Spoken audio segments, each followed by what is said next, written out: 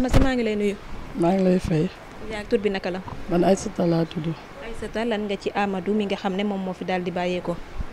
Amadou jabaram ak man suñu ñaari ndeyee bokk ndey ak baay. waaw muy suñu caat. d'accord ñu gis que ne ba ñu fàttee Amadou ba ak léegi maanaam version yi daal di nay bëri lool ñii ñu ngi naan Amadou taximan la ñii ne Amadou dafa doon àtte jigéen boo xamante ne dañ ko doon agressé ñu daal di ko ciy faat yéen ñi nga xamante ne yéen ay mbokkam lan ngeen mën a joxe ci ay leeral ci mbir moomu. non Amadou moom buñ ne da doon àtte waxuñu lu am moom yëgul tinul dafa tijji otoom di dugg rek bal yi fekk si ko fa te du taximan lii lañ ci am. ba tey moom mi gaañu mënulaa wax kii moo ma rey parce que xamu ko mu metti lool nag mu nekk soutien de famille jabaram di xale bu ndaw mu ngi nee toog mu lu bëri lu bëri am na yoo xamante ne boo koy wax sax doo mën a metti na daal metti na ba fu metti yem. yéen naka ngeen yégee ne Amadou moomu daal dinañu koy dóor bal.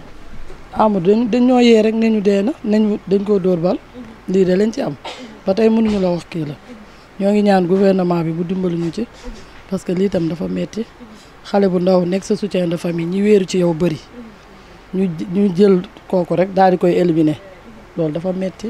d'accord heure yi mbir yi am muy 6 heures du matin ndax Amadou daf doon xëy wala daf doon soog a wàcc liggéey. da doon xëy ndax loolu la tàggu jabaram maa ngi xëy da doon xëy.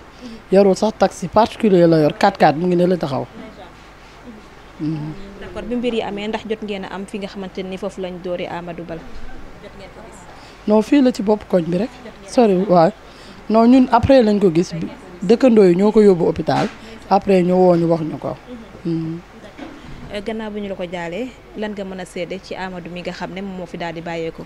baax daal baax ba fu baax yem ñun ñëpp dafa mel ni ñun ñëpp lay sëyal.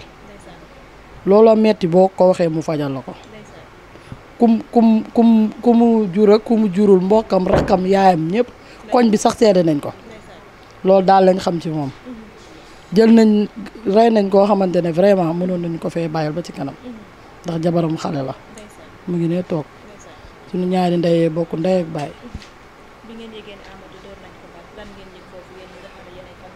lu ñu yëg lu dul métit rek. yow koo xamul sax boo ko yëgee day metti masa koo xamante ne xam nga ko. d'accord tey bu amoon message booy lancé jëmale ko ci askan bi gis nañu faatu bakkan yi daal dinay bari lool tey lii xew ci seen.